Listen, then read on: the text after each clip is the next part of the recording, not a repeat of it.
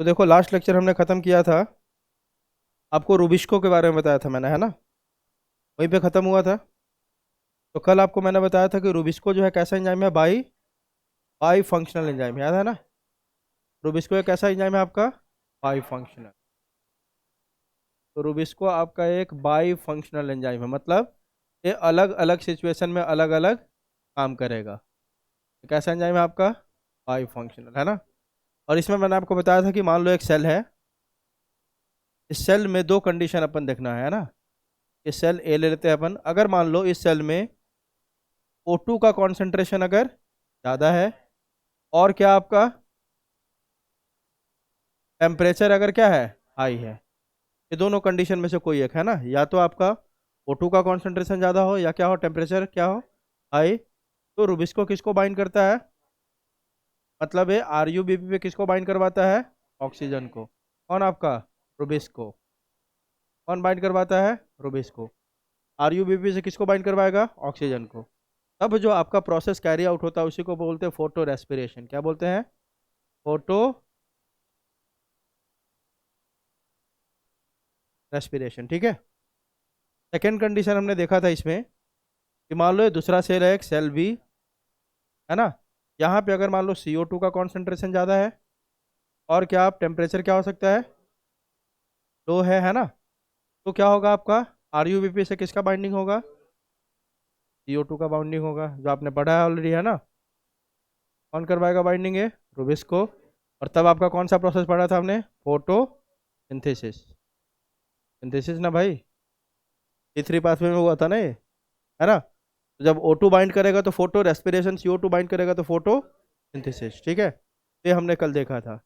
फिर हमने देखा था कि C4 प्लांट ने अपने अंदर बहुत अच्छे से क्या किया? एडेप्टेशन किया। एडेप्टेशन क्यों किया? क्योंकि उसको फोटो रेस्पिरेशन को बिल्कुल हटा देना था अपने अंदर से, है ना? तो क्या किया उसने? कल बताया था आपको कि दो काम किया। एक तो आपने देखा था कल कि वहां पे दो सेल में, अलग अलग सेल में दो प्रोसेस हो रहा है। ऊपर में कौन है आपका? इजोफिल है ना? और नीचे में कौन है आपका? बंडल सिर्फ नीचे में है ना? उसके बाद हमने देखा था जो मीजोफिल है उसमें रूबिस्को क्या है आपका? कौन एब्सेंट है आपका? रूबिस्को एब्सेंट है ना? और यहाँ पे क्या आपका है? रूबिस्को प्रेजेंट है।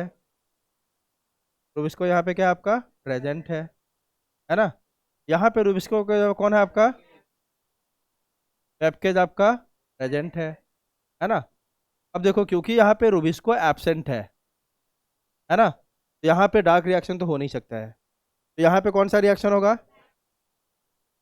लाइट रिएक्शन, है ना?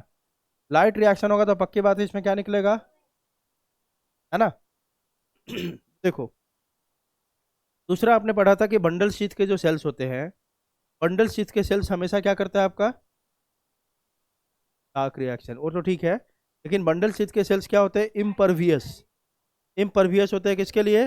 गैसेस के लिए, है ना? मतलब वो गैस को अलाउ नहीं करता है।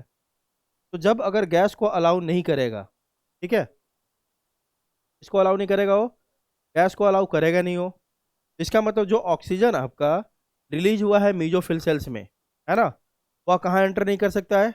बंडल सेल्स में एंटर नहीं कर सकता है। आ रही बात समझ? तो ये एडेप्टेशन है किस प्लांट का आपका? T4 प्लांट का, टू अवॉइड क्या? Auto respiration. हुआ क्या? वहां पे जो सारा प्रोसेस है दो सेल में डिवाइड हो गया, एक मीजोफिल में और नीचे किस में? बंडल शीथ में।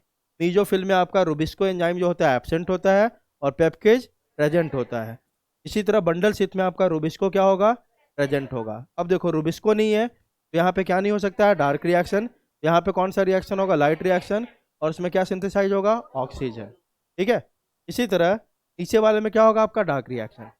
अब देखो, दो ही कंडीशन था फोटो रेस्पिरेशन को करने के लिए, या तो सेल्स में, है ना, जहाँ पे क्या प्रेजेंट हो, किस सेल में? रूबिस्को। जिस सेल में क्या प्रेजेंट हो? रूबिस्को।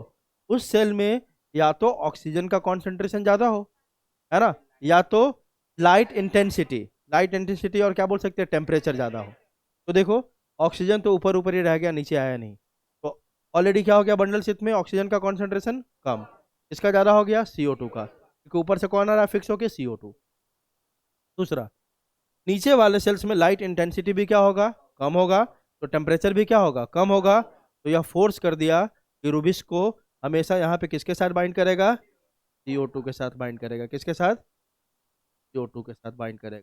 तो यह एडेप्टेशन किस प्लांट का है आपका, C4 प्लांट का, टू मिनिमाइज या to completely eliminate the process of photorespiration. Clear है?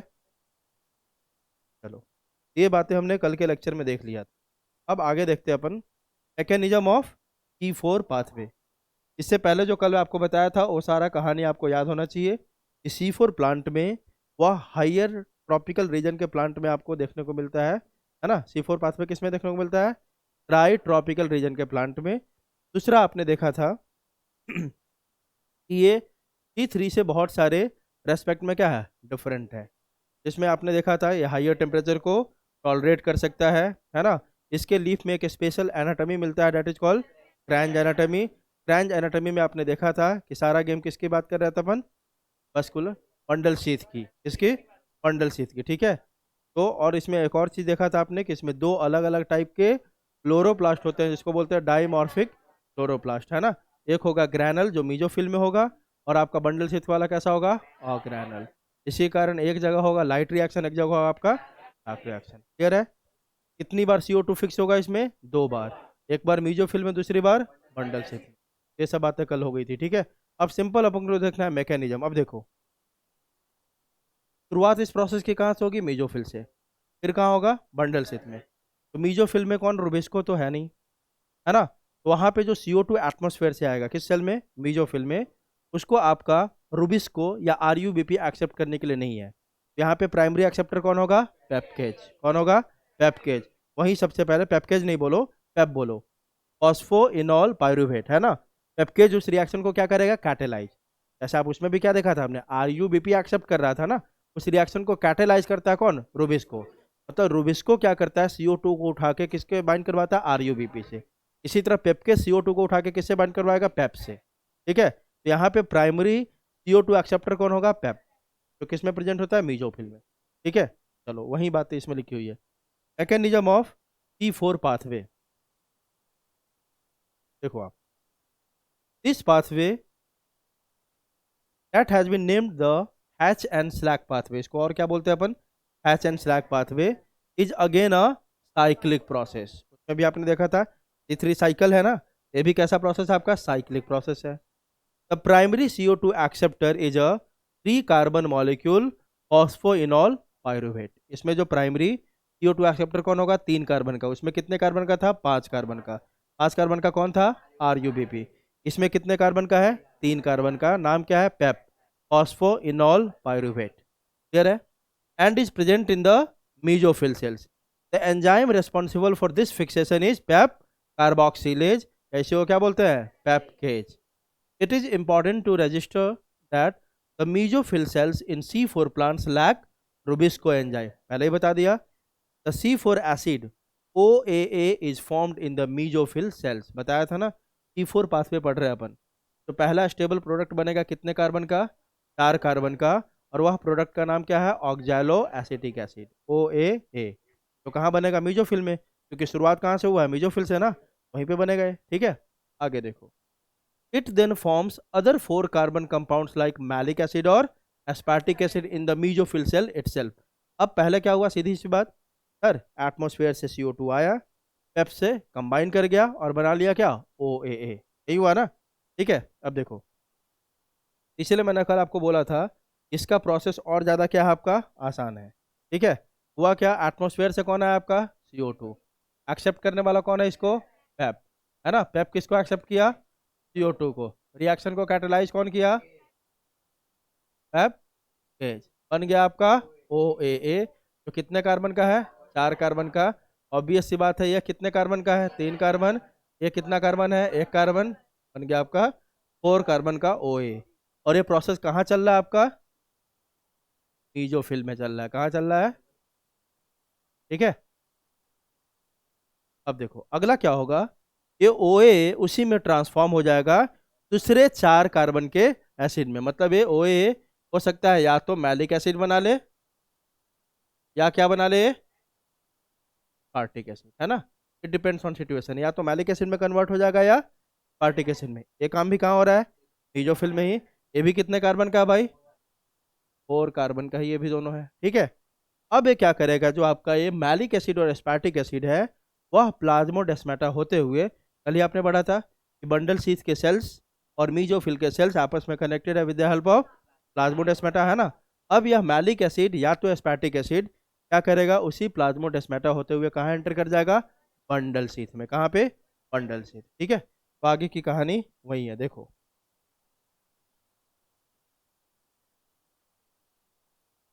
It then forms other 4 carbon compounds like malic acid or aspartic acid in the mesophyll cell itself, which are transported to bundle sheath cells. In bundle sheath cells, these 4 carbon acids are broken down to release CO2 and 3 carbon molecule pyruvic acid.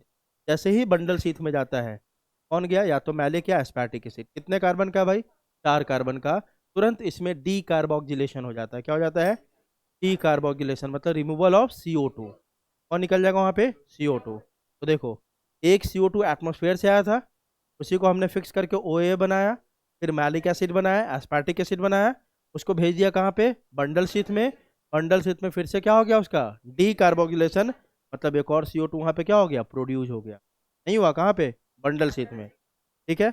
अब एक CO2 निकला, तो अगला product बनना चाहिए कितने carbon का, 3 carbon का। वह प्रोडक्ट क्या कहलाता है, पायरुविक एसिड। क्या बन गया आपका, पायरुविक एसिड। मतलब बंडल शीथ में जाते ही ये डिसोसिएट हो गया, डी कार्बोक्सिलेशन हो गया मैलिक एसिड का या एस्पार्टिक एसिड का, और यह बना लिया CO2 प्लस पायरुविक एसिड, है ना। अब जो CO2 आपका निकला, वही CO2 चला जाएगा कौन सा पाथवे, कैल्विन साइकिल। कौन सा pathway, Calvin cycle. Exactly same, RUBP उसको क्या करेगा, एक्सेप्ट करेगा। वही तीनों method, carboxylation, reduction and regeneration, और बना लेगा फाइनली क्या, शुगर मॉलिक्यूल। बात समझ में आई। जो CO2 निकला आपका कहाँ चला गया, कैल्विन साइकिल में, और फाइनली क्या बना लेगा, शुगर मॉलिक्यूल्स। बच गया कौन आपका, पायरुविक एसिड। बच कौन गया, पायरुविक एसिड। या फिर से बंडल शीट से ट्रांसपोर्ट होकर कहाँ जाएगा, मीजोफिल में, और रीजनरेट कर लेगा PEP को। आई बात समझ, तो है नहीं आसान है ना। तो देखो आगे ही लिखा होगा, देखो। The 3 carbon molecules is transported back to the mesophil।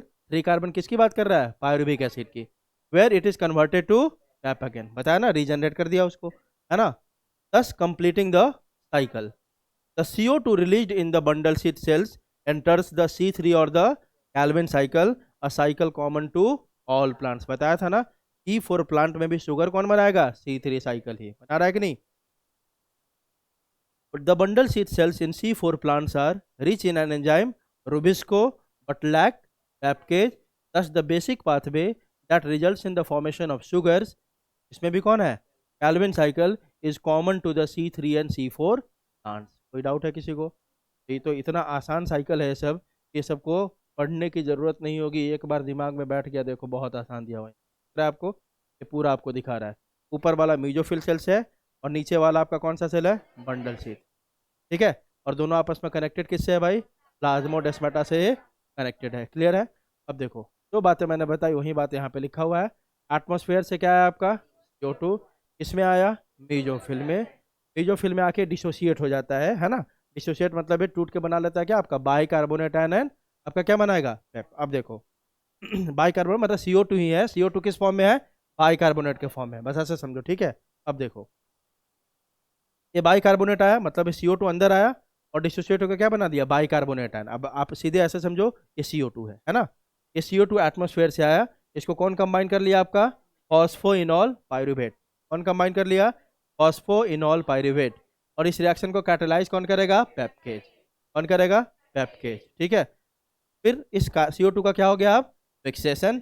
Fixation के बाद क्या बन गया आपका, 4 कार्बन का acid that is OA। OA convert हो गया आपका, है ना। यहाँ पे देखो क्या हुआ इसका, रिडक्शन की ऑक्सीडेशन, NADPS से क्या हुआ, NADP में, है ना। हाँ एग्जैक्टली तो बन गया क्या आपका, मैलिक या एस्पार्टिक एसिड। कितने कार्बन का है, C4 एसिड। अब यह ट्रांसपोर्ट होके कहाँ पहुंच गया, बंडल शीथ में। कहाँ पहुंच गया, तो वहीं आपका मैलिक या एस्पार्टिक एसिड कहाँ पहुंच गया? बंडल शीथ में। कितने कार्बन का है? 4 कार्बन। अब इसका क्या हो गया? D carboxylation. डी कार्बोक्सिलेशन मतलब यहाँ से CO2 बाहर, तो एक CO2 क्या हो गया? बाहर निकल गया। बाहर निकला ना? अब देखो, यह जो CO2 बाहर निकला वो कहाँ एंटर कर जाएगा?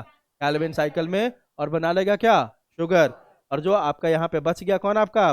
3 कार्बन का जो प्रोडक्ट बचा, इसी को क्या बोलेंगे? Pyruvic acid. अब यह पायरुविक एसिड का ट्रांसपोर्ट फिर से कहाँ हो गया? कहाँ हो गया? मीजोफिल सेल्स में हो गया। ये पायरुविक एसिड कहाँ पहुंच गया? अब मीजोफिल में। यहाँ पे रीजनरेट हुआ। रीजनरेशन में आपके 2 ATP यूज होते हैं, और बना लिया फिर से क्या? क्लियर है? तो रट्टा मारने की जरूरत नहीं है, बहुत आसान है ना? समझ में आया सबको? इनपुट क्या हुआ आपका? 6 CO2 मिला, क्या आपको? C6H12O6। इसमें ATP कितने लेंगे? 30, क्योंकि you have to fix CO2 twice. एक बार मीजोफिल सेल्स में हुआ, दूसरी बार बंडल शीथ में हुआ, है ना? इसलिए इसमें ATP ज़्यादा लगेगा, लेकिन NADPH आपको एग्जैक्टली सेम लगता है। इसके जैसा C3 साइकिल के। ठीक है? Photosynthesis in C4 plants is relatively less limited by atmospheric CO2 levels because CO2 effectively pumped into the bundle sheath cells. ये बोल रहा है कि एटमॉस्फेयर में भी क्वेश्चन पूछा हुआ है कि एटमॉस्फेयर में अगर CO2 का लेवल कम हो गया, कहाँ पे? एटमॉस्फेयर में, तो कौन सा प्लांट ज़्यादा आपका क्या होगा? हाँ, अफेक्टेड होगा, है ना? कौन सा प्लांट होगा? C3। C4 क्या कर नहीं होगा? क्यों नहीं होगा? क्योंकि एटमॉस्फेयर से उठा के ना बहुत इफेक्टिवली ये पंप कर देता है सारे CO2 को। कहाँ पे? हाँ, रेट ज़्यादा हो भी नहीं। देखो, वहाँ पे क्या आपका सारा काम का हो रहा है? मीजोफिल में, तो CO2 वहाँ पे लॉस हो सकते हैं, ठीक है? लेकिन यहाँ पे क्या आपका, एक बार CO2 कहाँ पे घुस गया आपका? मीजोफिल में। उसको बहुत इफेक्टिवली पंप करता है कौन आपका? C4 पाथवे में। कहाँ पे? बंडल शीथ में। तो यहाँ पे हमेशा आपको देखो ना, अंदर वाला मेनली C3 साइकिल कहाँ होना है? बंडल शीथ में, है ना? तो बंडल शीथ वाला जो CO2 है वह एटमोस्फेयर के ऊपर डिपेंडेंट नहीं है। किसके ऊपर है? मीजोफिल के अंदर है ना? तो यहाँ पे एटमोस्फेरिक CO2 कॉन्सेंट्रेशन का ज्यादा इफेक्ट नहीं दिखता है, क्योंकि इसको जो CO2 मिल रहा है कहाँ से मिल रहा है? बंडल शीथ से मिल रहा है ना? बंडल से, हाँ, मीजोफिल से मिल रहा है। जबकि C3 में सीधा सीधा कहाँ से उठाता है वो? एटमोस्फेयर। ठीक है? अब आगे देखो, therefore little or no chance of photo respiration and CO2 is not a limiting factor for C4 plants, है ना? मतलब C4 प्लांट्स में CO2 का आपका लिमिटिंग फैक्टर नहीं बोलेंगे, क्योंकि ये डायरेक्टली किसके ऊपर डिपेंडेंट नहीं है? एटमॉस्फेयर के ऊपर डिपेंडेंट नहीं है। किसके ऊपर है? मीजोफिल।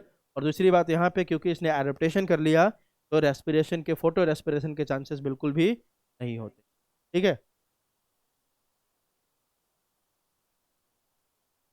चलो, अब अगला क्या आ गया आपका? फोटो रेस्पिरेशन, जिसको अपन क्या बोलते हैं? C2 cycle. मतलब कहीं ना कहीं इसमें जो प्रोडक्ट बन रहा होगा कितने कार्बन का? 2 कार्बन का बन रहा होगा। ठीक है?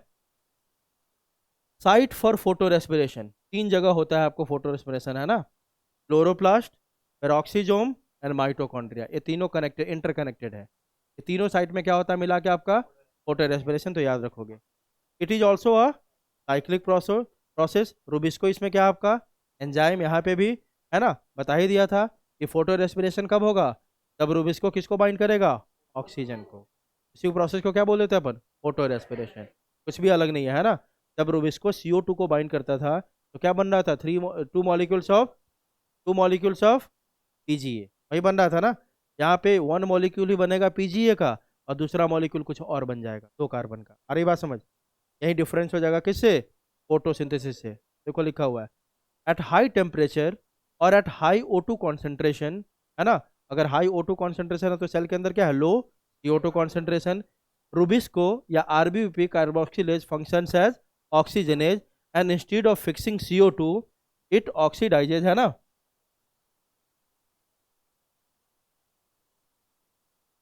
आगे देखो, राइबोलोज 1,5 बाइफॉस्फेट, ये है ना आपका RUBP, to produce a 3 carbon phosphoglyceric acid PGA and 2 carbon phosphoglycolate. Simple सी बात हो गई सर। अगर एक सेल में टेम्परेचर ज़्यादा होगा, या तो O2 का कॉन्सेंट्रेशन ज़्यादा होगा, तो RUBP किसको बाइंड करेगा? O2 को। और उससे जैसे आपने नॉर्मल प्रोसेस देखा था उसमें क्या, कि RUBP किससे बाइंड करता है? फोटोसिंथेसिस में क्या देखा था? RUBP plus CO2। इसको कैटेलाइज कौन कर रहा था? रूबिस्को। और वहां पे बन रहा था 2 मॉलिक्यूल्स ऑफ 3 PGA, ये बन रहा था ना। यहाँ पे डिफरेंट क्या हो जाएगा, इक्वेशन आपका वही है, देखो RuBP, लेकिन यहाँ पे कौन आ गया, O2, एंजाइम सेम है आपका कौन, रुबिस्को। यहाँ पे एक ही मॉलिक्यूल बनेगा किसका, 3 PGA का, और दूसरा वाला जो मॉलिक्यूल बन जाएगा कौन आपका, फॉस्फोग्लाइकोलेट। क्या बन जाएगा, फॉस्फोग्लाइकोलेट। ये कितने कार्बन का होगा, 2 कार्बन का होगा, इसीलिए इसको बोलते हैं 2C साइकिल। क्लियर है। It is the first reaction of photo respiration, है ना। आगे देखो, नॉर्मल कंडीशन और फोटोसिंथेसिस में वही बताया मैंने। RuBP किसको बाइंड करता है, CO2 को, और कैसे काम करता है, कार्बोक्सिलेज की तरह, और बनता क्या आपका 2 मॉलिक्यूल्स ऑफ 3 PGA, जो कितने कार्बन का होता है, CO2 is taken in, NO2 is given out, इस प्रोसेस में, फोटोसिंथेसिस में, ठीक है। In photo respiration rubisco acts as oxygenase, मतलब यह किसको बाइंड करेगा, ऑक्सीजन को।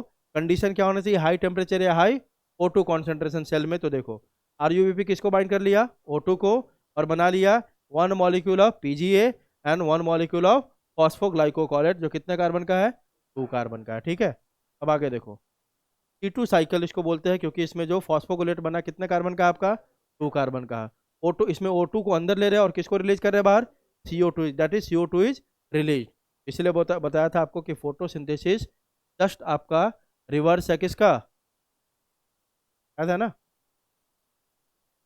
आगे देखो, फॉर एग्जाम्पल टेम्परेट प्लांट्स, है ना, photo respiration like wheat, rice, beans, barley, that is shown by T3 plant. CO2 fixed by photosynthetic processes is released by photorespiration। यहाँ देखो, टेम्परेट प्लांट में होता क्या है, इन सब जगह पे फोटो रेस्पिरेशन होता है, जैसे कि wheat में हो गया, राइस में हो गया, बीन्स, मतलब C3 प्लांट में। C3 प्लांट में क्या देखने को मिलेगा आपको, फोटो रेस्पिरेशन। लेकिन जैसे ट्रॉपिकल रीजन के प्लांट्स को देखोगे तो उसमें फोटो रेस्पिरेशन नहीं होगा, ठीक है।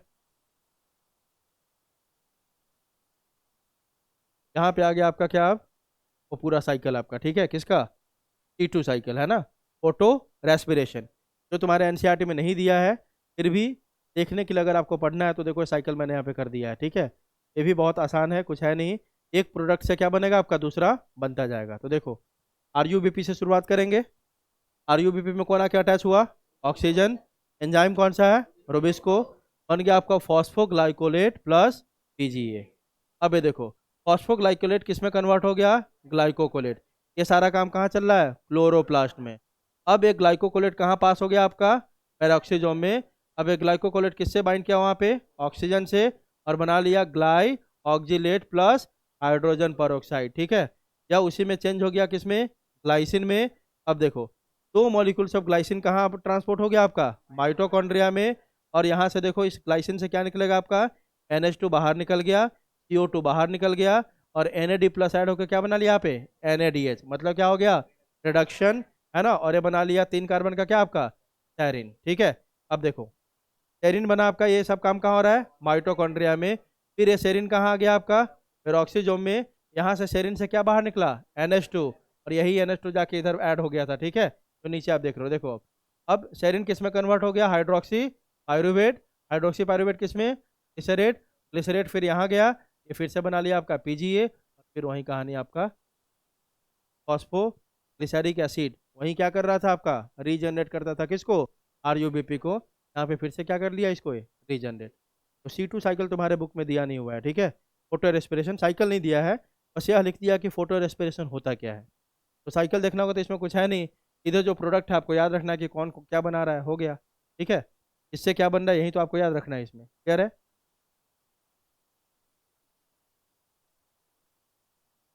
2 molecules of glycine form 1 molecule of serine. यहाँ पे देखो, तो ग्लाइसिन का 2 मॉलिक्यूल होगा, एक मॉलिक्यूल क्या बनाता है आपका, सेरिन का बनाता है, ठीक है। तो यहाँ देखो आगे, एंड CO2 इज रिलीज, इस प्रोसेस में कौन रिलीज होता है आपका, CO2।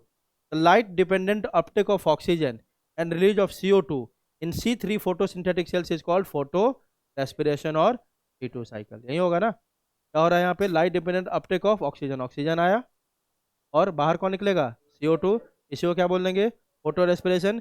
तो किस प्लांट में देखोगा, T3 प्लांट में। C2 में दिखे, C2 में, इसमें दिखेगा, C4 में दिखेगा क्या, आगे देखो, photo respiration occurs during day time in C3 green plants. It does not produce ATP, NADPH and sugar but involves oxidation of organic compound, so it is a wasteful process.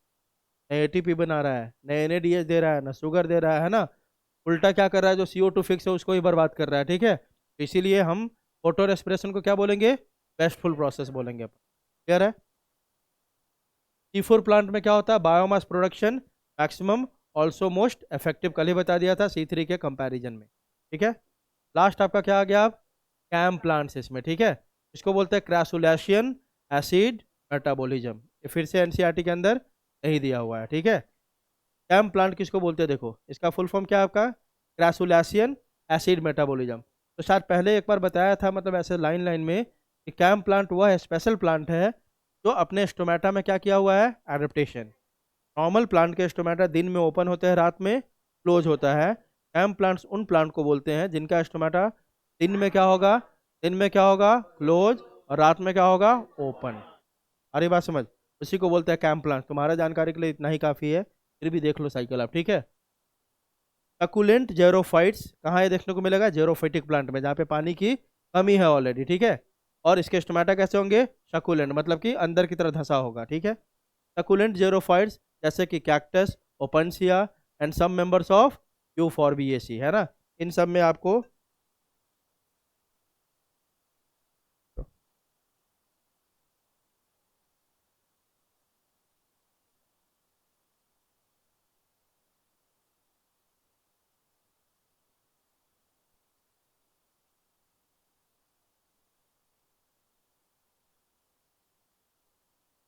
तो ये आ गया आपको कि कैम साइकिल या cam pathway कहाँ देखने को मिलता है, या किसको अपन कैम प्लांट बोलते हैं, देख लिया आपने। एडेप्टेशन क्या है, change in timing of opening and closing of stomata, इसी के बेसिस पे हम कैम प्लांट बोलते हैं इसको। ठीक है, in normal plants stomata open during day and closes during night. In CAM plants stomata closes during day and open during night. Such stomata is called photo active stomata, है ना, ऐसा stomata जो दिन को क्लोज रहता है और रात को ओपन रहता है, वैसे स्टोमेटा को क्या बोलते हैं अपन, फोटो एक्टिव स्टोमेटा, है ना। This adaptation is to minimize water loss by transpiration in xeric condition, मतलब कि ड्राई कंडीशन। ठीक है, इसके स्टोमेटा हमेशा कैसा होगा, संकेन, मतलब एपिडर्मिस पे पूरा एकदम ऊपर नहीं होगा, अंदर की तरफ झुका होगा, ताकि लाइट जब गिरे तो एपिडर्मिस पे पूरा गिरे, नीचे ज़्यादा ना आए, और नीचे नहीं आएगा तो ट्रांसपिरेशन नहीं होगा। ठीक है, during night stomata is open and helps in transpiration and gases exchange, ये रात में करता है ट्रांसपिरेशन और गैसेस एक्सचेंज। ठीक है, during night process of photosynthesis, अब अपन देख लेते हैं कि ये कैसे मैनेज करता है, क्योंकि रात में लाइट तो है नहीं, तो फूड कैसे बनाता है, मान सोचना होगा ना कि फोटोसिंथेसिस कैसे करता होगा। तो ये रात में क्या करता है, फोटोसिंथेसिस नहीं करता है, जो फोटोसिंथेसिस के लिए ज़रूरी है बना लेगा, और दिन में उसी को निकाल के क्या करवा लेगा, फोटोसिंथेसिस, है ना। तो देखो, तो लाइट वाला काम है वो दिन में ही करेगा, लेकिन यहाँ करता क्या, देखो ड्यूरिंग नाइट क्या क्या ये काम कर लेता है ना, फोटोसिंथेसिस के लिए। यहाँ देखो, एक इसका कौन सा सेल है आपका, एपिडर्मल सेल्स, है ना, कौन सा सेल है, एपिडर्मल सेल्स, और इसी में क्या प्रेजेंट है आपका, स्टोमेटा। ठीक है, रात को इसका स्टोमेटा क्या होगा, ओपन होगा, ओपन होने के कारण CO2 क्या हो गया, अंदर आ गया, कैसे एक्सचेंज होता है ना। तो रात में क्या आ गया अंदर में आपका, CO2 किसके साथ कंबाइन किया, H2O के साथ, तो ऑलरेडी इसके सेल्स में होंगे, है ना, और ये बना लिया क्या आपका, बताओ, कार्बोनिक एसिड, है ना। और आगे देखो, ये किस सेल में हो रहा है सारा काम आपका, मेसोफिल सेल में। उसके बाद ये H2O ब्रेक हुआ H+ और बाइकार्बोनेट आयन में। ठीक है, मतलब जब भी CO2 अंदर आता है ना, तो अपने आप को चेंज कर लेता है किसमें, बाइकार्बोनेट आयन में। तो CO2 अंदर आया, इसमें कन्वर्ट हुआ, पहले H2SO3 ब्रेक होके क्या बना लिया, बाइकार्बोनेट। अब इस बाइकार्बोनेट के ऊपर कौन लग जाएगा, फिर अब वही प्रोसेस आ गया आपका, याद करो, अभी पढ़ा था ना C4 में यही हुआ था क्या, बाइकार्बोनेट को कौन लिया आपका, पेप, पेप इसको एक्सेप्ट करेगा, और एंजाइम कौन सा होगा, पेपकेज। ये कितने कार्बन है, 3 कार्बन, पेप बना लिया 3, और 1 कार्बन इसका वाला, 4 कार्बन का, date is OA, OA convert हो गया किस में, मैलिक एसिड, और यह मैलिक एसिड इसके वैक्यूल में जाके स्टोर, बात समझ में आई, वही वाला आपका पाथवे आ गया पूरा, कौन सा, C4। ये मैलिक एसिड जाके कहाँ स्टोर हो गया, इसके वैक्यूल में स्टोर कर लिया इसने। तो रात में इसने क्या क्या काम किया भाई, मैलिक एसिड तक बनाया और उसको क्या कर लिया, स्टोर कर लिया, कहाँ पे, अपने वैक्यूल में। No light reaction takes place, क्योंकि रात है, that's why food is stored as malic acid in vacuole, है ना। आफ्टर गेनिंग लाइट आपका मैलिक एसिड क्या होगा, विल कन्वर्ट इनटू ग्लूकोज मॉल। आई बात समझ? क्योंकि देखो तो मैलिक बना लिया था हमने वहाँ पे लाइट रिएक्शन में, और मैलिक को कहाँ भेज दिया था, बंडल शीथ में। वहाँ पे क्या किया था, डार्क रिएक्शन। डार्क रिएक्शन के लिए चाहिए क्या, लाइट? नहीं चाहिए, है ना। ड्यूरिंग डे क्या करेगा, देखो स्टोमेटा क्या है इसका, close, no transpiration, no gases exchange, है ना। Light reaction occurs during day time, cyclic and non cyclic आपको याद है, लाइट रिएक्शन मतलब क्या, cyclic and non cyclic. ATP and NADPS will be produced during day, deacidification as removal of malic acid to form glucose. During day क्या होगा आपका, D-acidification, रात में इसने एसिड को बनाया, कौन सा एसिड, मैलिक एसिड, और दिन में इसी मैलिक एसिड को आप कन्वर्ट करेगा दूसरे में, तो इसको क्या बोलेंगे, डी-एसिडिफिकेशन, है ना। ड्यूरिंग नाइट एसिडिफिकेशन हुआ था कि नहीं, मतलब क्या बनाया था रात में, मैलिक एसिड, और दिन में इसी मैलिक एसिड को हटाएगा, तो क्या बोलेंगे, दिन में आपका डीएसिडिफिकेशन, रात में आपका एसिडिफिकेशन। इसी कारण इसका नाम भी क्या दिया गया आपका, ग्रासुलेशियन एसिड मेटाबॉलिज्म, है ना। तो आगे आ रहा है ना, C3 साइकिल कंटिन्यू होगा था, C3, अरे गधा, C3 साइकिल कंटिन्यू करने के लिए एटीपी एनएडी से, मतलब C3 साइकिल करने के लिए एटीपी एनएडी चाहिए कि नहीं। एटीपी अभी कहाँ बना है, एटीपी तो दिन में ही बनेगा ना लाइट रिएक्शन में, हाँ। चलो अब देखो, ये देखो मतलब दिन में क्या हो रहा है, स्टोमेटा क्या आपका क्लोज, है ना। अब स्टोमेटा क्लोज है, तो देखो आपका वैक्यूल में क्या स्टोर था, मैलिक एसिड स्टोर था आपका, या यहाँ से निकल गया, कहाँ से, वैक्यूल से, है ना। अब मैलिक एसिड में क्या हुआ आपका, देखो यहाँ पे NADP प्लस से क्या बन गया, NADPH2, एक CO2 क्या हुआ बाहर,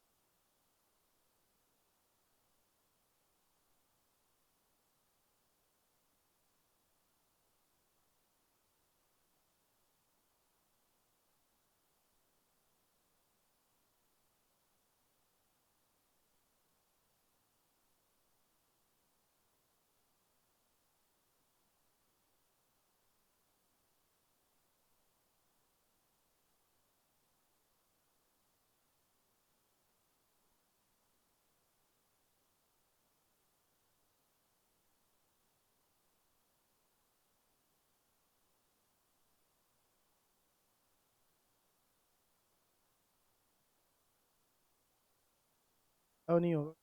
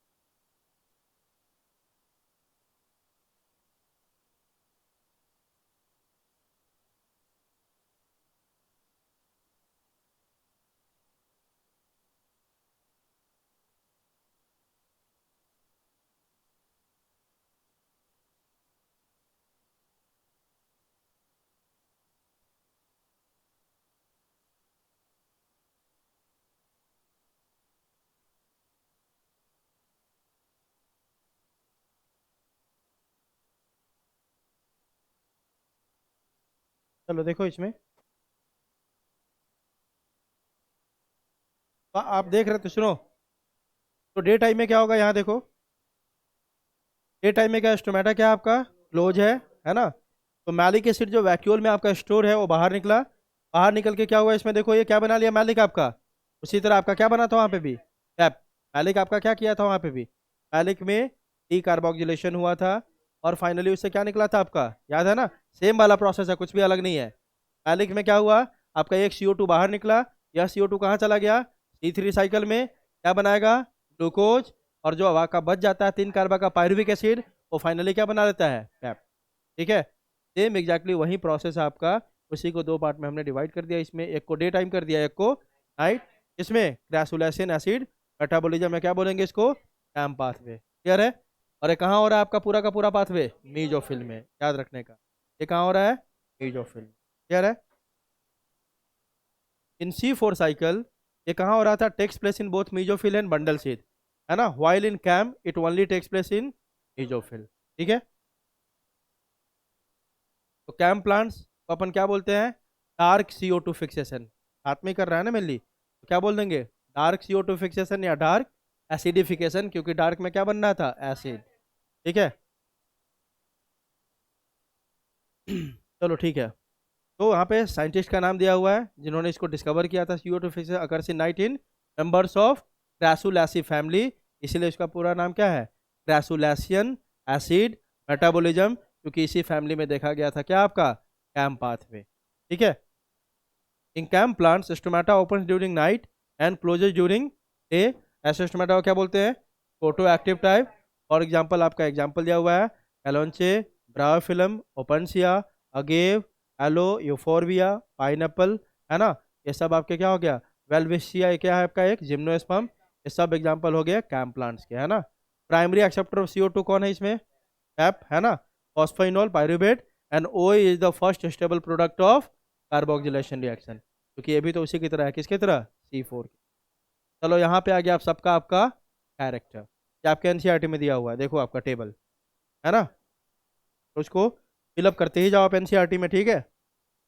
तो देखो दे रहा पहला कैरेक्टर क्या दे रहा है, देखो, cell type in which the Calvin cycle takes place. Calvin cycle मतलब, कैल्विन साइकिल मतलब किस, C3 साइकिल, है ना। तो C3 प्लांट में कहाँ हो रहा है कैल्विन साइकिल भाई, मीजोफिल में हो रहा है ना। और C4 में कहाँ हो रहा है, बंडल शीथ में। ध्यान से रखोगे ये सब, ठीक है, गलती नहीं करोगे। दूसरा, cell type in which the initial carboxylation, देखो ध्यान, क्या क्या बोल रहा है, इनिशियल कार्बोक्सिलेशन। तो ये तो पक्की बात है भाई, इसमें तो मीजोफिल में ही होगा। इसमें भी किस में होगा, शुरुआत वाला कार्बोक्सिलेशन किस में हुआ था, मीजोफिल में, है ना। अगला, how many cell types does the leaf have that fix CO2। इसमें, इसमें भाई एक ही सेल है, कौन आपका, मीजोफिल। इसमें मीजोफिल भी और बंडल शीथ भी है। क्लियर है? इसको ना समझ में आया पूछिएगा। अगला, which is the primary CO2 acceptor, है ना। तो इसमें RUBP, उसमें कौन है, पैप। ठीक है, अगला, number of carbon in the primary CO2 acceptor, इसमें 5 और उसमें 3। ठीक है, अगला, which is the primary CO2 fixation product, इसमें PG है, इसमें OAA। ठीक है, number of carbon in the primary CO2 fixation product, product में बोल रहा है, तो इसमें 3 और इसमें 4, इसलिए इसको C3 बोलते थे, इसको C4, है ना। आगे, does the plant have Rubisco, है ना, तो यस, और इसमें भी यस। फर्क क्या है कि इसमें मीजोफिल में, इसमें बंडल शीथ में है ना। Does the plant have pepcase, yes yes, है ना। अरे होता है C3 में, बात समझ में आ रही है। कहाँ पे नहीं होगा, जल्दी बताओ, मीजोफिल में नहीं होगा, बात समझ में आ रही है। लेकिन ऑल टुगेदर ये बोलेंगे कि पेप्केज होगा ही नहीं, ऐसा थोड़ी है ना। मीजोफिल में कौन नहीं होगा, पेप्केज नहीं होगा। ठीक है, अगला, हाँ, which cells in the plant have rubisco, इसमें किसमें है, मीजोफिल में, उसमें किसमें है, बंडल शीथ में। CO2 fixation rate under high light conditions, जब लाइट मतलब लाइट कंडीशन मतलब टेम्परेचर ज़्यादा, तो कौन ज़्यादा टेम्परेचर को टॉलरेट कर सकता है, C4। तो इसमें बोलेंगे मीडियम, इसमें क्या बोलेंगे, हाई। हाइट तो चाहिए, लेकिन इसमें रेट कैसा रहेगा, मीडियम हाई में, और इसमें कैसा रहेगा, हाई। अगला, whether photorespiration is present at low light intensity. Low light, photorespiration होने के लिए आपने देखा कि लाइट कैसा चाहिए भाई, हाई लाइट चाहिए, तभी आपका क्या होगा, फोटो रेस्पिरेशन, है ना। पढ़ा ना, कोई भी C3 हो C4 हो, लाइट तो ज़्यादा चाहिए तभी क्या होगा, फोटो रेस्पिरेशन। तो लो लाइट इंटेंसिटी पे इसमें क्या होगा, नेग्लिजिबल, इसमें भी क्या होगा, नेग्लिजिबल। अब आते हैं, whether photorespiration is presented high light, इसमें क्या होगा, हाई, इसमें क्या होगा, नेग्लिजिबल, है ना। अगला, whether photorespiration would be present at low CO2 concentration, low CO2 concentration high होगा कि नहीं, इसमें क्या होगा, नेग्लिजिबल। अरे लो CO2 मतलब क्या, हाई क्या है, O2, तो फोटो रेस्पिरेशन होने के लिए दूसरा टर्म्स क्या था, हाई O2 कॉन्सेंट्रेशन। तो अगर लो CO2 कॉन्सेंट्रेशन है तो C3 में क्या होगा, हाई होगा। C4 तो एडप्टेशन कर लिया है, उसमें क्या होगा, नेग्लिजिबल। मतलब फोटो रेस्पिरेशन से जितनी बात आएगी C4 में सीधा सीधा क्या कर देना है, नेग्लिजिबल, है ना। अगला, whether photorespiration would be present at high CO2 concentration, negligible. और जब CO2 होगा तो RUBP किसके साथ बाइंड करेगा, CO2 के साथ। O2 के साथ क्यों करेगा वो, है ना। अगला क्या बोल रहा है, टेम्परेचर ऑप्टिमम, किस टेम्परेचर पे C3 प्लांट अच्छे से आपका करेगा, तो क्योंकि किस रीजन का प्लांट है, टेम्परेट रीजन का, तो इसको कितना चाहिए, 20 से 25, और एक किस रीजन का है, ट्रॉपिकल का, तो 30 to 40 degree. Examples, wheat and rice C3 का, मैज शुगर कैन सोरगम किसका, C4 का। हमने फिलअप कर लिया, कर लो। कहाँ से बाकी है बोलो। हाँ, अच्छा नोट्स तो है ना तुम्हारे पास, नोट से कर लेने का।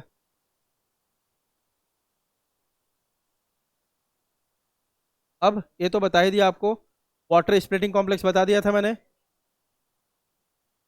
बता दिया था ना, water splitting complex. Water splitting complex occurs in ग्राना, that is lumen side of ग्राना, है ना। Water splitting is associated with pH2 of that scheme. 3 minerals आपके रिक्वायर्ड होते हैं स्प्लिटिंग ऑफ वाटर के लिए।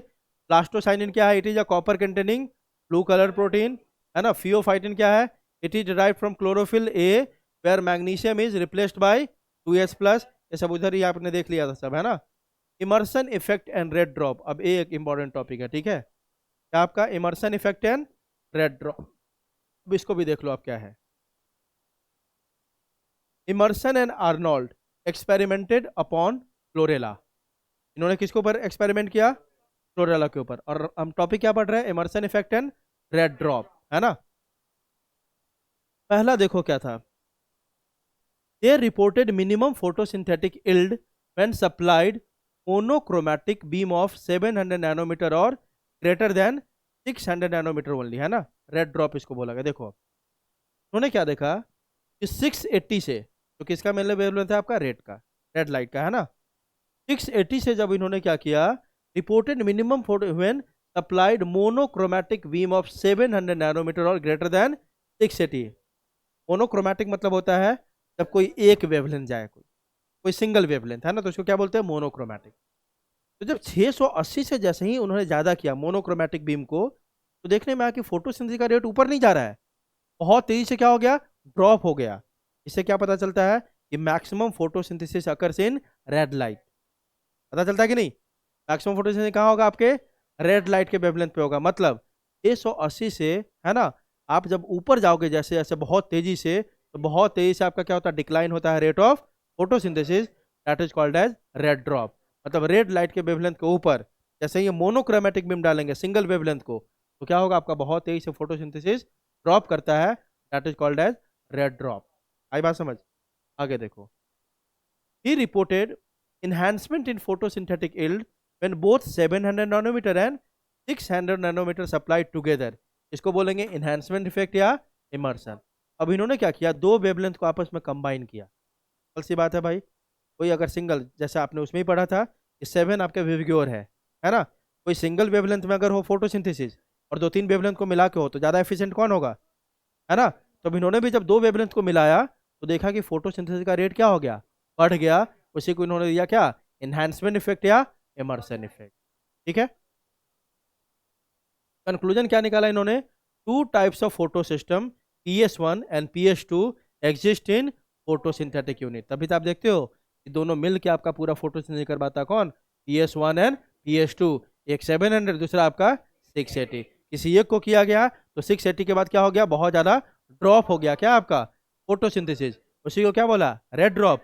जब दोनों को मिला के किया तो रेट क्या हो गया, इंक्रीज हो गया, उसी को बोल दिया इमर्सन इफेक्ट या एनहांसमेंट। क्लियर है।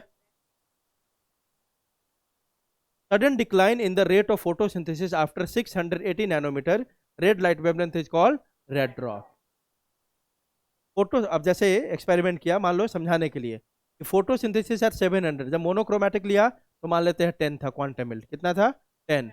जब 650 पे किया, 653 पे किया तो कितना था 53। जब दोनों को मिला तो सीधे कितना हो गया देखो तो 72। तो क्या दिख रहा है, इंडिविजुअल वेवलेंथ में रेट कम होता है क्वांटम मिल्ट, और जब मिला देते हैं तो रेट सीधे सीधे क्या होता है, बढ़ जाता है। This is called as Emerson enhancement effect. ठीक है, Emerson measured rate of photosynthesis in terms of quantum मिल्ट। ध्यान रखना, इन्होंने ही PS1 और PS2 का कॉन्सेप्ट दिया था, किसने, इमर्सन ने। क्लियर है, ये देखो जैसे ही 680 पे गया, रेट अभी बहुत ऊपर है, 680 के बाद सीधे सीधे रेट क्या हो गया, बहुत ड्रॉप कर गया, quick fall after 680। Redox potential तो सबको पता है किसको बोलते हैं, है ना। It is the measure of tendency of a chemical molecule to acquire electrons and thereby get reduce. It is also called as oxidation reduction potential and it is measured in volts. ये सब तो मैंने बता ही दिया, quantum requirement, quantum yield सब पढ़ लिया ना हमने। ठीक है, magnesium and red light are necessary for activation of enzyme rubisco. अब अपन कल देखेंगे क्या, फैक्टर्स अफेक्टिंग, अभी टाइम तो है बहुत, है ना, इसको देख सकते हैं अपन। अभी देखेंगे अपन फैक्टर्स अफेक्टिंग फोटोसिंथेसिस, और ये चैप्टर लगभग क्या हो जाएगा, खत्म ही हो जाएगा। ठीक है, चलो। The rate of photosynthesis is very important in determining the yield of plants. पक्की बात है, जितना ज़्यादा रेट होगा फोटोसिंथेसिस का उतना ज़्यादा क्या होगा, एल्ड आएगा, क्वांटम एल्ड आएगा, है ना। Including crop plants, photosynthesis is under the influence of several factors both internal and external. कुछ ऐसे फैक्टर जो प्लांट के अंदर भी होंगे जो फोटोसिंथेसिस के रेट को क्या करेगा, अफेक्ट करेगा, उसको क्या बोलेंगे, इंटरनल फैक्टर, जो प्लांट के अंदर खुद है। और कुछ बाहरी फैक्टर भी होगा जैसे टेम्परेचर, ये सब, लाइट, ये सब, है ना, वह आपके फोटोसिंथेसिस के रेट को क्या करेगा, अफेक्ट करेगा, उसको क्या बोलेंगे, एक्सटर्नल फैक्टर्स। क्लियर है। अब देखो पहला फैक्टर कौन सा पढ़ेंगे अपन, इंटरनल और प्लांट फैक्टर। प्लांट फैक्टर को क्या बोल सकते हैं अपन, इंटरनल फैक्टर, क्या बोलेंगे, इंटरनल। अब देखो प्लांट और internal factors depends on the genetic pre disposition and the growth of the plant. मतलब पक्की बात है, जो जेनेटिक कंपोजिशन होगा प्लांट का, है ना, प्लस आपका क्या बोल रहा है, ग्रोथ ऑफ द प्लांट, यह सब इसी के ऊपर डिपेंड करेगा, कौन, आपका पूरा प्लांट का फोटोसिंथेसिस का रेट, है ना। पहला फैक्टर इसमें क्या बता रहा है आपको, प्लांट फैक्टर में, इस लाइन को आपको उतना ध्यान नहीं देना है, सीधी बात आप देखना है, प्लांट फैक्टर या इंटरनल फैक्टर में पहला फैक्टर कौन सा है, नंबर ऑफ लीफ। जितना ज़्यादा नंबर होगा लीफ का, ग्रीन लीफ का, उतना ज़्यादा रेट होगा किसका, फोटोसिंथेसिस का। Rate of photosynthesis directly proportional to number of, दूसरा size of leaves, rate of photo is directly proportional to size, जितना ज़्यादा साइज होगा उतना ज़्यादा लाइट को क्या करेगा, ट्रैप करेगा, उतना रेट होगा। तीसरा ओरिएंटेशन ऑफ लीफ, लीफ का ओरिएंटेशन अगर बहुत प्रॉपर है, अगर ऐसे है जो मैक्सिमम सनलाइट को क्या कर सके, अपने ऊपर ले सके, तो रेट ऑफ फोटो क्या होगा, ज़्यादा होगा। Orientation of leaf must be in such a way which favour optimum light absorption. अगला मीजोफिल, और ऑप्टिमम रेट ऑफ फोटोसिंथेसिस, तो mesophyll should be well developed, क्योंकि आप जानते हो मीजोफिल में ही सबसे ज़्यादा क्या होता है, क्लोरोप्लास्ट, है ना, वहीं पे। तो यहाँ क्या होना चाहिए, मीजोफिल क्या होना चाहिए आपका, वेल डेवलप्ड होना चाहिए। नंबर ऑफ क्लोरोप्लास्ट, फिर वही बात, जितना ज़्यादा क्लोरोप्लास्ट होगा उतना ज़्यादा रेट ऑफ फोटोसिंथेसिस होगा, है ना। आगे एज ऑफ लीफ, जो यंग लीफ होगा, ग्रीन लीफ होगा, वो ज़्यादा करेगा, है कि नहीं। Until leaf attain maturity, the rate of photosynthesis increases, but along with senescence is decreases। मतलब लीफ जब ओल्ड होने लगेगा तो उसमें रेट क्या हो जाएगा, डिक्रीज, और जब यंग रहेगा तो उसमें रेट ज़्यादा रहेगा। इंटरनल CO2 कॉन्सेंट्रेशन बहुत जरूरी है कि नहीं, प्लांट के अंदर कितना CO2 है वही तो डिसाइड करेगा क्या रेट होगा, क्योंकि CO2 ही जाता है किस के प्रोसेस में, फोटोसिंथेसिस में। Up to a limit the rate of photosynthesis is directly proportional to internal CO2। अब लिख दिया वहाँ पे अप टू अ लिमिट, क्यों, इसलिए कि अब देखो क्लोरोफिल को फिक्स करना है, फिक्स करने के लिए हमें एंजाइम चाहिए, एंजाइम सैचुरेशन शो करता है, मतलब जितने एंजाइम अवेलेबल हो गए उतना ही CO2 फिक्स होगा ना। अब मान लो बहुत सारा CO2 चला गया, RUBP उसको एक्सेप्ट करने वाला ही नहीं है, एंजाइम ही नहीं है, तो up to a certain limit जब आप CO2 का कॉन्सेंट्रेशन बढ़ाओगे तो फोटोसिंथेसिस क्या होगा, बढ़ेगा, लेकिन बियॉन्ड इट ये क्या हो जाएगा, आपका सैचुरेट हो जाएगा। ठीक है, दूसरे फैक्टर कौन से आपके, external factors. External factors would include sunlight, temperature, atmospheric CO2 concentration and water. और सब आप जानते हो क्या होगा, लाइट इंटेंसिटी ज़्यादा होगा, लेकिन फिर से वही बात, अप टू अ लिमिट, क्यों, क्योंकि जो एंजाइम काम करता है वो भी पर्टिकुलर टेम्परेचर पे काम करता है ना। तो इतना ज़्यादा टेम्परेचर दे दोगे तो एंजाइम ही क्या हो जाएगा आपका, डिग्रेड हो जाएगा। बात समझ में आ रही है? वही लिख रहा है देखो आप, as a plant photosynthesizes all these factors will simultaneously affect its rate. सब आपका एक दूसरे से क्या कोरिलेटेड होगा। Hence though several factors interact and simultaneously affect its rate, but usually one factor is major cause or is the one that limits the rate। आप जानते हो कल बता दिया था लिमिटिंग फैक्टर किसको बोलेंगे। सारे फैक्टर अफेक्ट कर रहे हैं, लेकिन उसमें से एक ऐसा फैक्टर होगा जो मेजर फैक्टर होगा, जिसका कॉन्सेंट्रेशन अगर कम हो गया, मिनिमम हो गया, तो बाकी सब रहेगा भी तो रेट क्या हो जाएगा आपका, खत्म हो जाएगा। ठीक है, वैसे फैक्टर को क्या बोलते हैं अपन, लिमिटिंग फैक्टर। तो याद रखना कि इसमें कौन सा लिमिटिंग फैक्टर होता है, किसमें, फोटोसिंथेसिस में। आगे देखो, इसी के लिए दिया गया था एक लॉ, आपका लॉ ऑफ लिमिटिंग फैक्टर, मतलब किसको बोलते हैं अपन, limiting factor. This law was proposed by Blackman, है ना। If a chemical process is affected by more than one factor, then its rate will be determined by the factor which is at suboptimum level or nearest to its minimal value। किसको बोलेंगे हमेशा limiting factor. मान लो एक किसी process को चार factor क्या कर रहा है, अफेक्ट कर रहा है। जैसे अभी आपने देखा सनलाइट, वाटर सब है यहाँ पे, है ना। तो किसी फैक्टर को अगर चार फैक्टर मिलके, किसी भी प्रोसेस को चार फैक्टर मिलके अफेक्ट कर रहा है, उसमें से जो फैक्टर आपका सबसे कम हो जाएगा या तो ऑप्टिमम कॉन्सेंट्रेशन से नीचे चला जाएगा, उसी को हम बोलते हैं लिमिटिंग फैक्टर। क्या बोलेंगे, लिमिटिंग।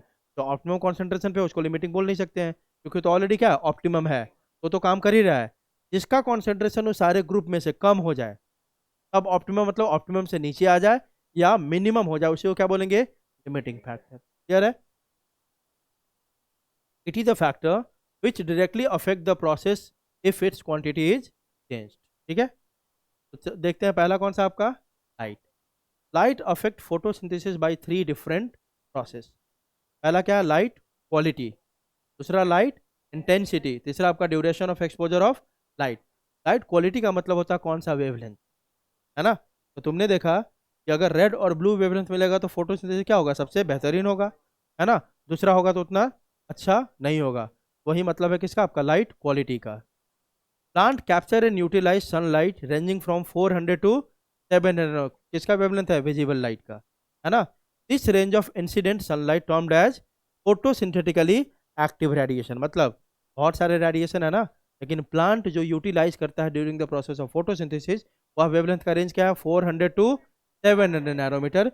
और इसी वेवलेंथ को अपन क्या बोलते हैं, फोटोसिंथेटिकली एक्टिव रेडिएशन। मतलब यही रेडिएशन है, इतना ही वाला, जिसको यूज करता है plant to carry out the process of photosynthesis. Clear है? आर हैज स्पेक्ट्रल कंपोनेंट्स वेवक्यूर, मतलब ये कौन सा किसका वेवलेंथ है, सीधी बात विजिबल लाइट का है। ठीक है, most effective spectral components are blue and red, while least effective is green. तो मिनिमम किस में होता है आपका फोटोसिंथेसिस, ग्रीन में।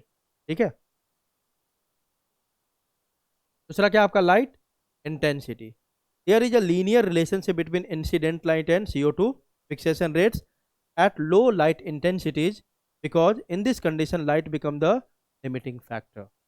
Linear relationship मतलब अगर लाइट इंटेंसिटी अच्छा रहेगा तो रेट अच्छा रहेगा, कम रहेगा तो रेट कम हो जाएगा, है ना। तो सीधी बात वही बोल रहा है कि यहाँ पे CO2 फिक्सेशन में लाइट क्या हो जाता है आपका, बिकम द लिमिटिंग फैक्टर। कैसे भाई, कि अगर लो लाइट इंटेंसिटीज है तो क्या हो गया, लिमिटिंग फैक्टर नहीं हो गया, क्योंकि आप जानते हो लाइट रिएक्शन होना जरूरी है to carry out the entire process of photosynthesis. अगर लाइट ही नहीं रहेगा, सब कुछ है, पानी है, सब है, लेकिन फोटोसिंथेसिस को चलाने के लिए क्या चाहिए, सबसे ज़्यादा लाइट चाहिए, तभी आपका एटीपी और क्या बनेगा, NADPH। ठीक है, तो लाइट आपका क्या हो जाएगा इस कंडीशन में, लिमिटिंग फैक्टर, अगर लाइट आपका क्या है, लो इंटेंसिटी।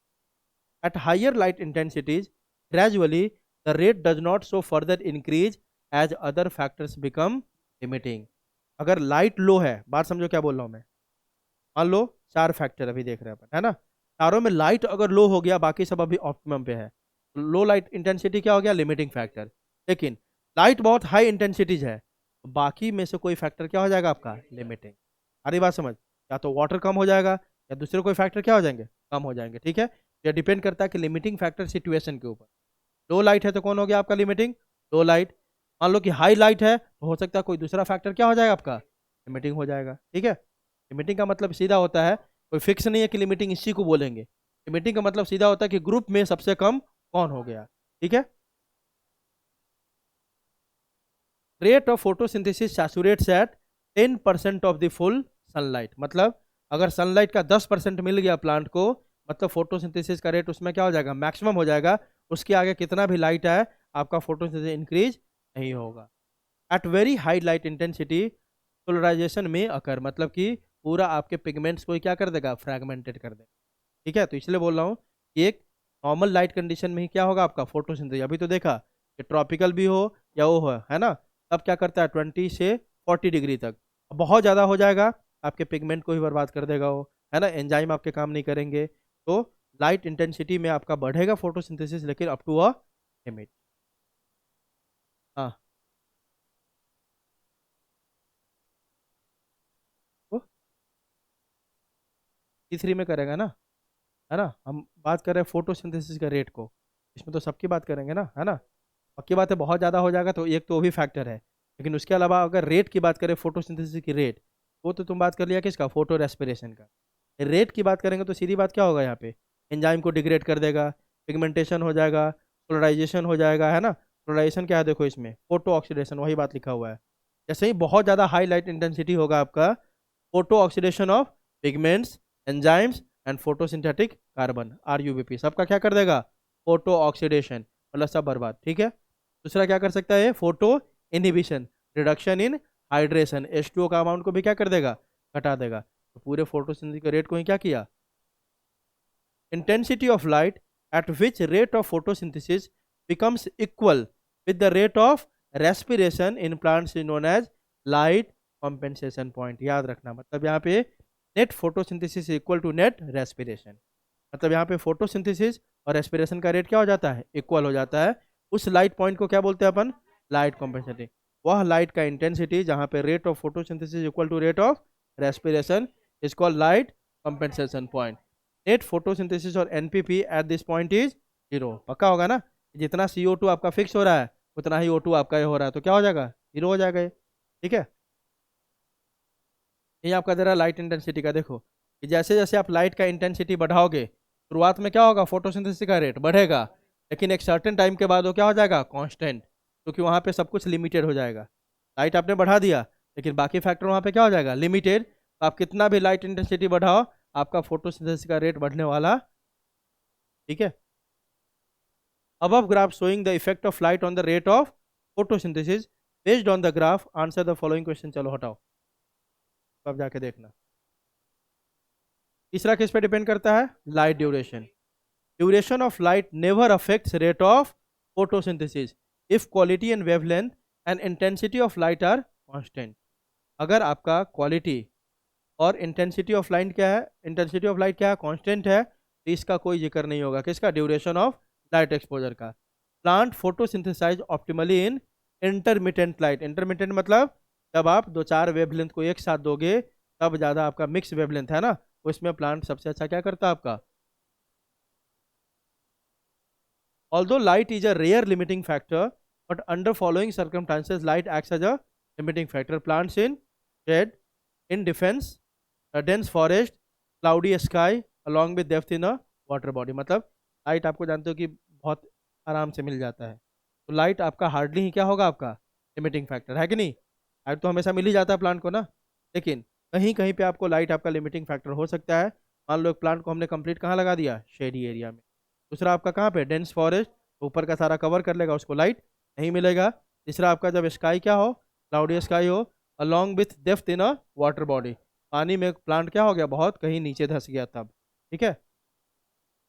दूसरा कौन है आपका, CO2 कॉन्सेंट्रेशन, आप जानते हो पहले से, है ना।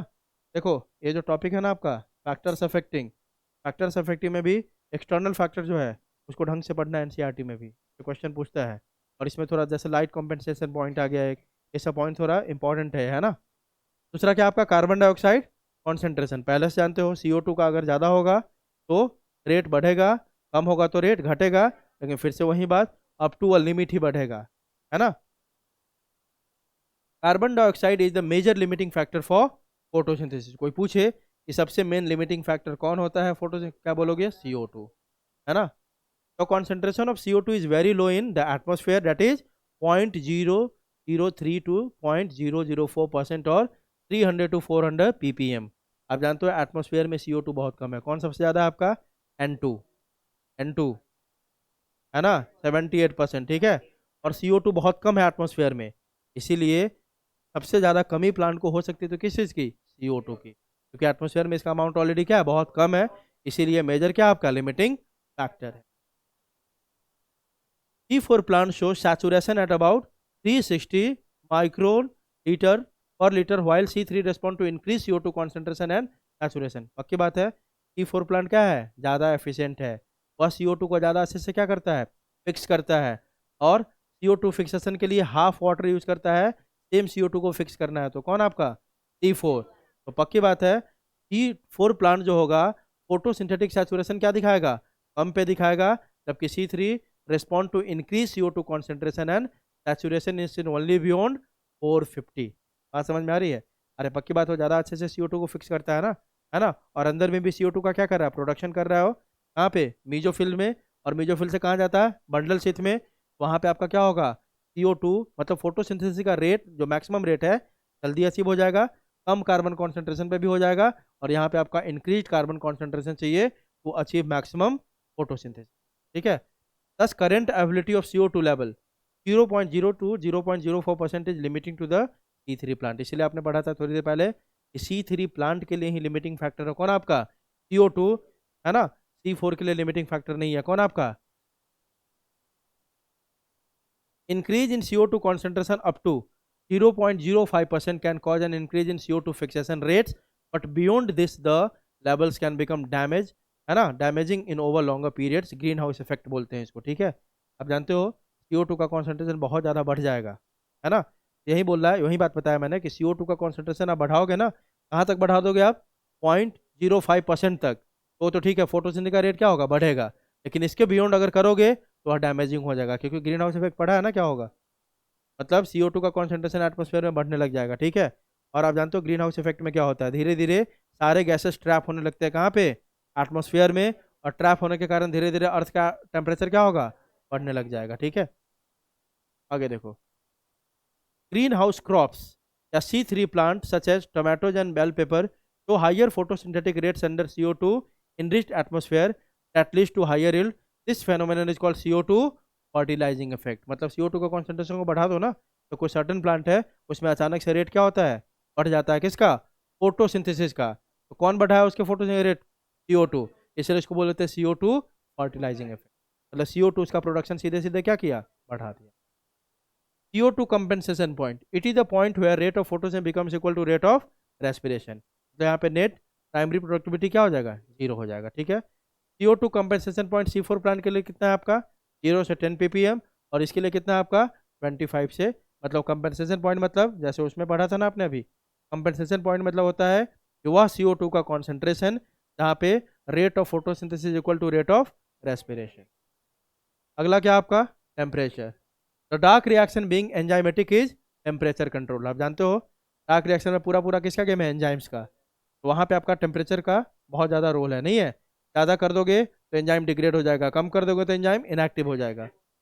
The dark reaction being enzymatic is temperature control, तो the light reaction is also temperature sensitive, but they are affected to a much lesser extent. Light reaction भी क्या होगा आपका? टेम्परेचर सेंसिटिव है, लेकिन उसमें ज़्यादा फर्क नहीं पड़ेगा, किससे? टेम्परेचर से। लेकिन डार्क रिएक्शन में क्योंकि सारे एंजाइम्स इन्वॉल्व है, उसमें टेम्परेचर थोड़ा भी इधर उधर हो तो पूरा प्रोसेस क्या होगा? अफेक्ट होगा। तो C4 plants respond to higher temperature, देख ही लिया। और C3 प्लांट कितना पे? लोअर टेम्परेचर, क्योंकि C3 आपका टेम्परेट प्लांट है और C4 ट्रॉपिकल प्लांट है। Optimum temperature also depends on the habitat. इस हैबिटेट में रहता है प्लांट, उसके ऊपर भी डिपेंड करता है कि उसके लिए कौन सा ऑप्टिमम टेम्परेचर होगा। मतलब ट्रॉपिकल प्लांट को हायर टेम्परेचर चाहिए, और आपका जो टेम्परेट है उसको क्या चाहिए? Low temperature. चौथा क्या आपका? Water. Water is one of the reactant in light reaction. The effect of water as a factor is more through its effect on the plant rather than directly on the photosynthesis, है ना। पूरे photosynthesis में इसका role क्या है? थोड़ा उतना significant नहीं है, लेकिन प्लांट के लिए रोल क्या है? सिग्निफिकेंट है, क्योंकि प्लांट क्या करता है? उसको एब्जॉर्ब करता है, और उसके किस में हेल्प करता है? ग्रोथ में हेल्प करता है। वही लिख रहा है देखो, वाटर स्ट्रेस होगा अगर, है ना, तो स्टोमाटा क्या हो जाएगा आपका, क्लोज हो जाएगा। बिल्डिंग ऑफ क्या होगा आपका, लिप्स, पानी कम होगा ना, तो स्टोमाटा क्या हो गया, क्लोज हो गया। क्लोज क्यों हुआ बताओ, ट्रांसपिरेशन को घटाने के लिए। अगर स्टोमाटा क्लोज होगा तो धीरे धीरे CO2 का एबिलिटी कम होने लग जाएगा, क्योंकि CO2 कहाँ से एंटर करता है, स्टोमाटा से, और इसके कारण डिक्रीज इन क्या हो जाएगा, फोटोसिंथेसिस। दूसरा क्या होगा, विल्टिंग ऑफ लिप्स, लिप्स से क्या होने लग जाएगा, सारा मॉइस्चर गायब होने लग जाएगा। इसके कारण भी क्या होगा आपका, लिप्स सिकुड़ना शुरू होगा, उसका सरफेस एरिया क्या होगा, कम होगा। और सरफेस एरिया कम हो गया तो लाइट कम एब्जॉर्ब कर पाएगा, और रेट भी क्या हो गया आपका, कम हो गया। तो इतना जो आपने पॉइंट पढ़ा, इसमें बस आपको यह याद रखना है 4 पॉइंट में। पहला आपने क्या पढ़ा, सबसे पहला पॉइंट, लाइट, मतलब कि लाइट में यह पढ़ा कि 3 क्वालिटी, क्वालिटी मतलब बस इतना ही याद रखना है कि सर्टेन वेवलेंथ को लाइट क्या होता है, सर्टेन वेवलेंथ में सबसे अच्छा क्या होता है आपका, फोटोसिंथेसिस। वह कौन सा आपका, रेड एंड ब्लू। लेकिन मैक्सिमम फोटोसिंथेसिस इंटरमीडिएट, मतलब जो मिक्स्ड लाइट होता है उस पर होता है। पहली बात। दूसरी बात, लाइट इंटेंसिटी में आपने देखा कि लाइट इंटेंसिटी में अप टू आप सर्टेन लेवल जब बढ़ाओगे तो रेट क्या होगा, बढ़ेगा। उसके बाद रेट क्या हो जाएगा, लिमिटेड कांस्टेंट हो जाएगा, ठीक है। उसके बाद हम आए किस पे, लाइट के बाद CO2 पे, है ना। CO2 आपका मेजर क्या है, लिमिटिंग फैक्टर है, क्योंकि एटमॉस्फेयर में इसका अमाउंट क्या होता है, कम होता है। आप CO2 का कॉन्सेंट्रेशन बढ़ाओगे तो रेट क्या होगा, बढ़ेगा। लेकिन फिर से वही बात, up to a certain point, ठीक है। ज़्यादा कर दोगे तो क्या हो जाएगा आपका, ग्रीन हाउस इफेक्ट आपका प्रोड्यूस होने लग जाएगा, ठीक है। सेम यही है। तीसरा आपने क्या देखा, टेम्परेचर, है ना। क्योंकि डार्क रिएक्शन पूरी तरह किसके ऊपर डिपेंडेंट है, एंजाइम के ऊपर। तो लाइट रिएक्शन के ऊपर टेम्परेचर थोड़ा ज़्यादा इधर कम हो गया, ज़्यादा हो गया तो फर्क नहीं पड़ेगा।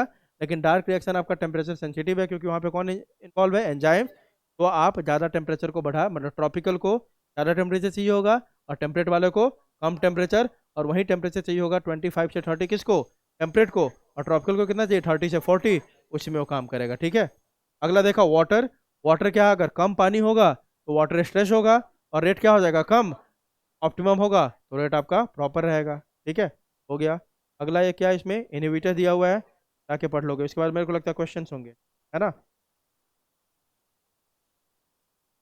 हाँ, चलो तो सुनो। अब अगले लेक्चर में अपन देखेंगे क्या, अगला रेस्पिरेशन, है ना। तो रेस्पिरेशन तो एक बार पढ़ रखा है तुम लोगों ने, है ना। तो अगले लेक्चर में मैं ब्रीफ करवा दूंगा। चलो ठीक है।